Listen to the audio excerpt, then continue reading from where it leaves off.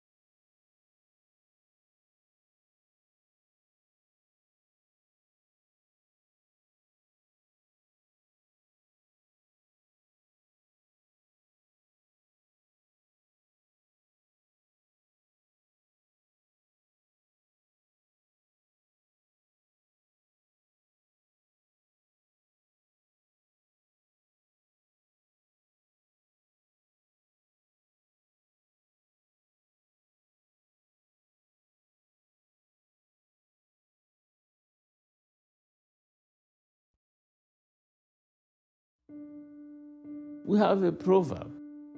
It goes like this: a house without a mother looks like an animal coming to swallow you.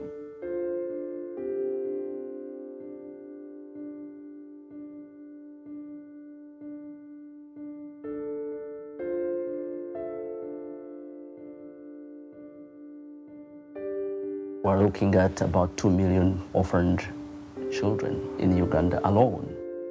And some of them have lost both parents, and the others have lost one parent. Down in the southwest corner that we're in, there's well over 30,000 orphan children just in that Kabale area. Abali kuno baba baferebwa bazeere harimo abaraba barabonabona kubura ekyokurya kubura obo kubareberera. Orphaned children are more likely to be abused. They're more likely to be dragged into armed conflict. If they lose both parents and there is no one to take care of them, they'll end up in child-headed households with no adult. Children sometimes fend for themselves. They might survive, they might live, but they don't have much hope.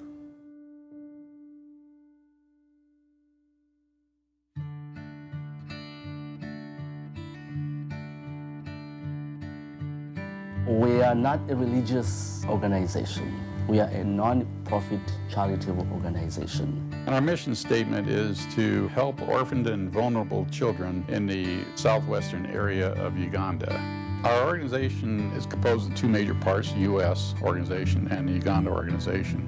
We have the Oversight Committee, which is 13 professionals in the Uganda area, and they give oversight and guidance to our two administrators. We have two paid staff people, two women who administer the Adopt an Orphan program. The local committee selects the children that are most in need and submits that name to the Oversight Committee. We take first those who are the total orphans, and then we go to those with one parent. So we select the poor child from the poorest of those who have applied. Who is the most needy of these children that have been brought to us? They go on a wait list. That wait list is sent over here with the child's profile, and the donor then gets to select which child that they want to sponsor. $350 a year is what we have as a person makes a donation, and that provides for all the child's costs for a full year. First of all, we make sure that this child has a place to live. Through our foster home care, we make sure that the child has a family where he or she feels comfortable. Also, part of our mission is to give them an education. We do pay the school fees. We pay for their basic supplies. The kids are in boarding schools because they're in a rural area and they can't walk, 10 miles to school. When they're at boarding school, they get much better and consistent care, and they're also in better schools. They came without anything, like clothing and even shoes.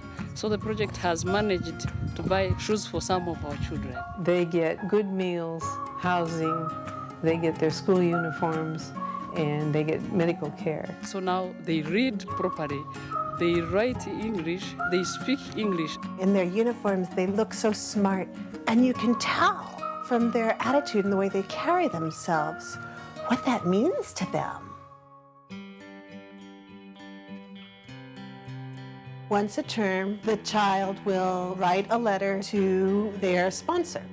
They may say a little bit about what their life is like, how things are going in school. In their letters, they refer to us as their parents, which is so endearing to us, you know. And they don't hide their feelings when they are writing. They are always expressing their gratitude from their heart.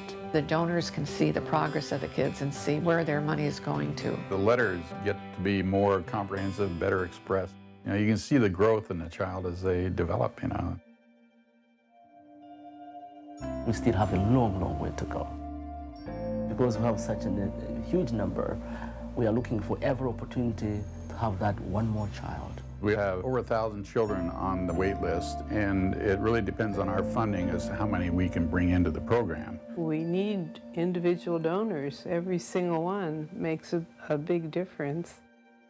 In Uganda and countries like it that have been really hard hit by the AIDS epidemic, they've lost a lot of their professional class. If nobody's educating the kids, who are going to be the teachers of the future? Who are going to be the nurses of the future? I would like to be a doctor. I would like to be a nurse. I would like to be an engineer. Education will give them an opportunity to become self-sufficient and productive members of the society. We expect a lot from these children. They're ambitious. I would like to be a lawyer. I would like to be a doctor if God wishes in the future. This is the country of tomorrow.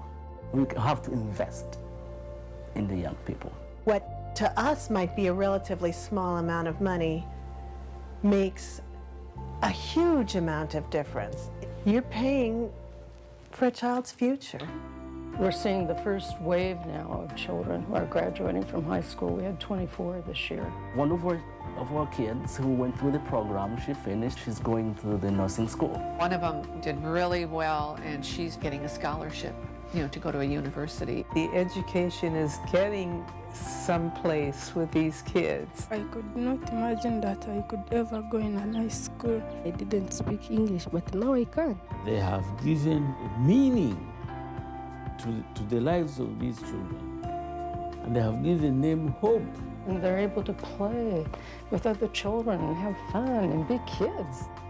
When I got a benefactor, I was very happy that I could not imagine that I was the one. I experienced a good life when I reached here. I felt so happy.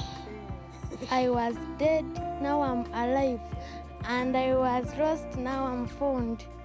It's giving someone a reason to wake up in the morning and be able to say, you know what, I'm here, and there is something in this world for me.